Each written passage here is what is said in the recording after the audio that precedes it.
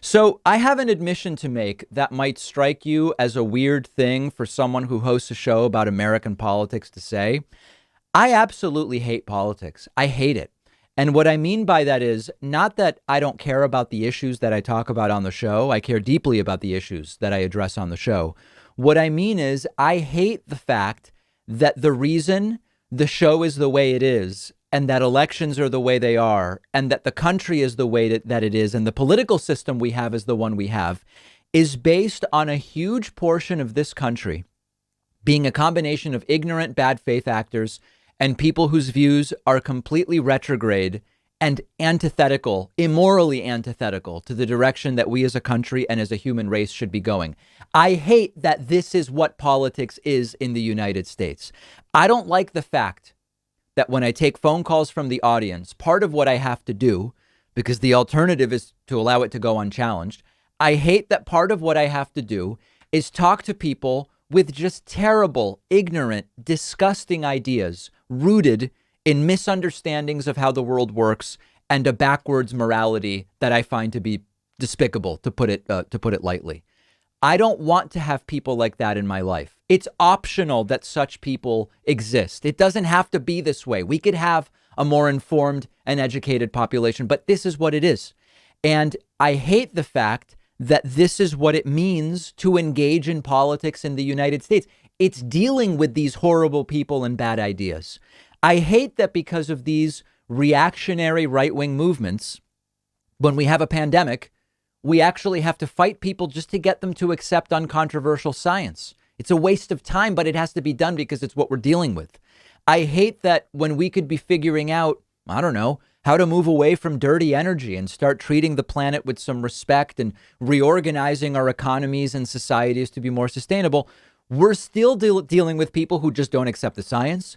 We're still dealing with people who, they don't think abortion should be legal or that two gay people should be able to legally get married. It's disgusting. It's a waste of time. Look at what we have to deal with because of how things work in the United States. And one of the real frustrations of American politics is that much like some aspects of consumer culture, we're wasting time thinking about the wrong things. What I mean by that is I recently watched some great interviews with the late author David Foster Wallace, whose book Infinite Jest I'm reading now.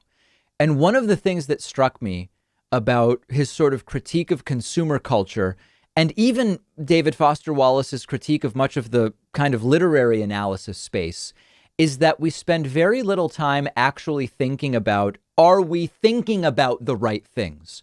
And when we look at the points of focus for American politics and media, is the reality that these are the things we focus on because there are people that are so ignorant and reactionary that they want to fight us on them.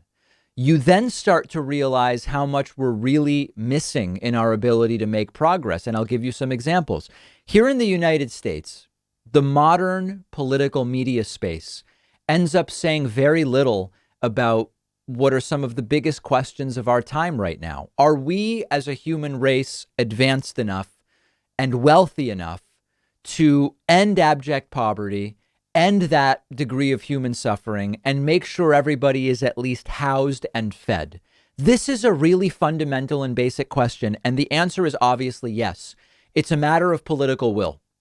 We should just be figuring out, hey, you know what? We've got the money and we've got the know-how. Let's end abject poverty. Let's end global hunger.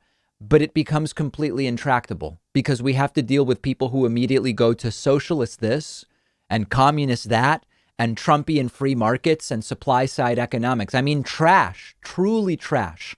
Another question. Are we going to figure out a way to organize ourselves so that we can live what I would call sustainably on this planet? We can do it.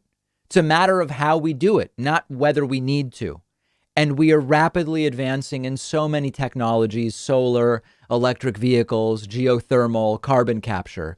But instead of having a society that is doing really an incredibly, patriotic or humanistic thing and saying, we are dealing with this right now, we're all together furthering this technology and we're on the same page that we just have to do this for the sake of the human race. We've identified the problem and we're dealing with it. No, instead, we are relegated to arguing with people who won't even accept it's a problem, who think it makes a scientific point to bring a snowball indoors in Washington, D.C. in winter. It's just a total garbage situation. And so what I mean when I say I seriously hate politics is that I hate that this is what we have to deal with when we engage with the political system. Now, obviously, to change the system, you have to engage with it.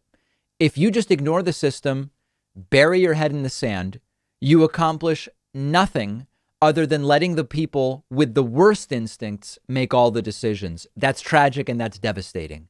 And so in order to fix American politics, we do have to pay attention and we do have to engage with these retrograde, disgusting, baseless ideas. And that's what I mean by hating politics, because we have to face the reality that often feels like half or more of the people around us are quite literally working against the best interests of humanity. I don't think we have much of a choice, but it's not good.